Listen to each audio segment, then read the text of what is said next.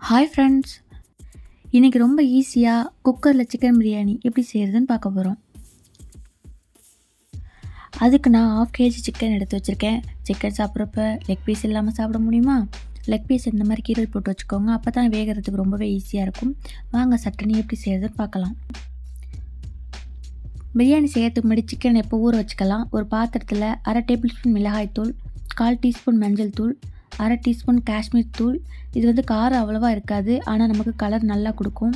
1 teaspoon இஞ்சி பூண்டு paste,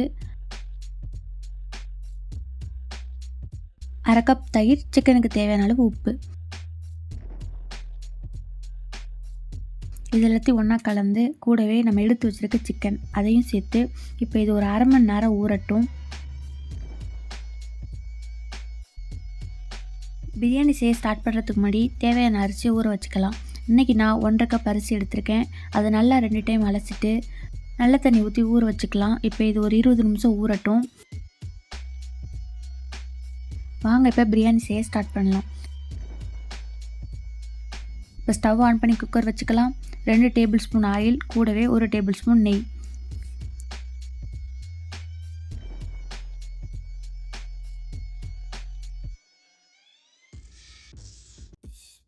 இப்போ எண்ணெய் சூடானதுக்கப்புறம் 3 பட்டை, 4 கிராம்பு, 2 ஏலக்காய், 3 பிரியாணி இலை எல்லாத்தையும் ஒன்றா சேர்த்துட்டு இது ஃப்ரை ஆகிற வரைக்கும் வெயிட் பண்ணலாம்.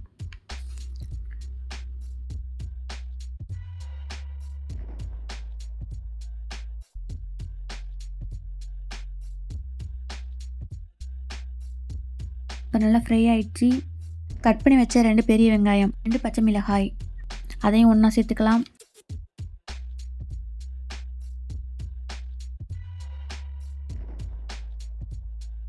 வெங்காயம் நல்லா ஆயிலில் ஃப்ரை ஆகட்டும். வெங்காயம் நல்லா ஃப்ரை ஆனால் தான் நம்ம பிரியாணிக்கு நல்ல டேஸ்ட் கொடுக்கும். அதனால் அடுப்பு மீடியம் ஃப்ளேமில் வச்சுட்டு நல்லா ஃப்ரை பண்ணுங்கள். பார்த்தீங்கன்னா வெங்காயம் நல்லா பொன்னிறமாக ஃப்ரை ஆகிடுச்சு. இப்போ இது கூடவே கட் பண்ணி வச்ச 3 தக்காளி அதையும் ஒன்றா சேர்த்துட்டு ஒரு 5 நிமிஷம் நல்லா ஃப்ரை பண்ணுங்கள்.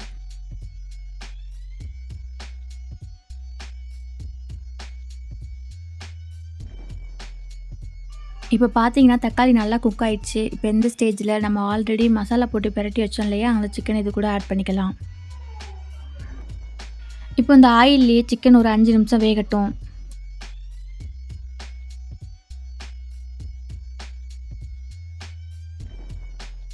ஸ்டவ்வை லோ ஃப்ளேமில் வச்சுக்கோங்க, அடி பிடிக்காமல் பார்த்துக்கணும்.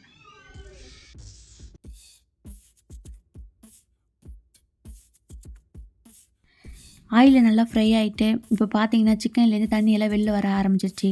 இப்போ இந்த ஸ்டேஜில் ஒரு கைப்பிடி அளவுக்கு புதினா, கூடவே கொஞ்சம்னா கொத்தமல்லி 2யும் ஒன்றா சேர்த்து அது நல்லா எல்லாம் சுருங்கி வர வரைக்கும் 2 நிமிஷம் கிளறி கொடுங்க.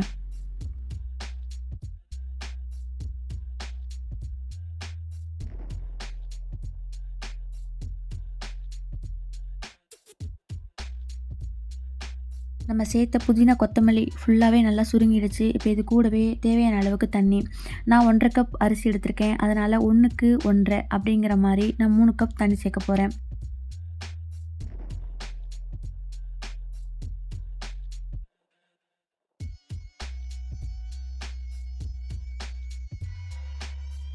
தண்ணி சேர்த்துட்டு தேவையான அளவு உப்பு சேர்த்து நல்லா மிக்ஸ் பண்ணி விட்டுட்டு உப்பு காரம் கரெக்டாக இருக்கான்னு செக் பண்ணிக்கோங்க.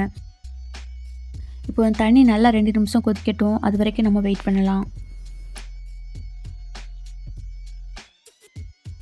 இப்போ பார்த்தீங்கன்னா தண்ணி நல்லாவே கொதிச்சிருச்சு. இப்போ இது கூடவே நம்ம ஆல்ரெடி ஊற வச்சுருந்த அரிசி ஒன்றா சேர்க்கலாம்.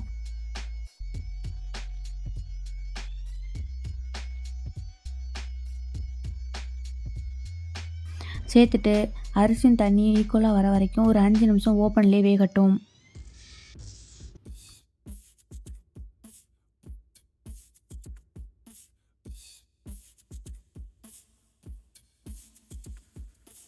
இப்போ பார்த்தீங்கன்னா அரிசி போட்டு ஒரு 2-3 நிமிஷத்துலேயே அரிசி நல்லா மேலே மிதந்து வந்துருச்சு. அரிசியும் தண்ணி ஈக்குவல் ஆகிடுச்சு.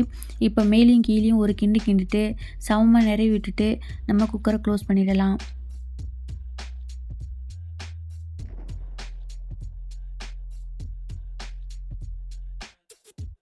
ஸ்டவ்வை மீடியம் ஃப்ளேமில் வச்சுக்கோங்க. இப்போ இந்த மாதிரி மெத்தடில் நம்ம செய்கிறப்ப விசில் கணக்கு வச்சுக்க தேவையில்ல. மீடியம் ஃப்ளேமில் ஒரு 5 மினிட்ஸ் வேக வைங்க. விசில் வந்தாலும் வராட்டியும் 5 நிமிஷத்தில் நீங்கள் ஸ்டவ் ஆஃப் பண்ணிக்கலாம். ஒரு 15லேருந்து 20 நிமிஷம் அதை அப்படியே வச்சிடலாம். ப்ரெஷர் நல்லா ரிலீஸ் ஆகட்டும். அதுக்கப்புறம் ஓப்பன் பண்ணோம் அப்படின்னா உதிரி உதிரியான நமக்கு சிக்கன் பிரியாணி ரெடி ஆகிடும். இந்த மெத்தடில் செய்யும்போது நமக்கு தம் போடணும்னு சொல்லிட்டு அவசியம் கிடையாது. இப்போ பார்த்தீங்கன்னா ரொம்ப ஈஸியாக சூப்பரான சிக்கன் பிரியாணி நமக்கு இப்போ ரெடி ஆயிடுச்சு. நீங்களும் கண்டிப்பாக இந்த மெத்தடை வீட்டில் ட்ரை பண்ணி பாருங்கள். ட்ரை பண்ணி பார்த்துட்டு எப்படி வந்துச்சுன்னு சொல்லிட்டு எனக்கு கண்டிப்பாக கமெண்ட்டில் சொல்லுங்கள்.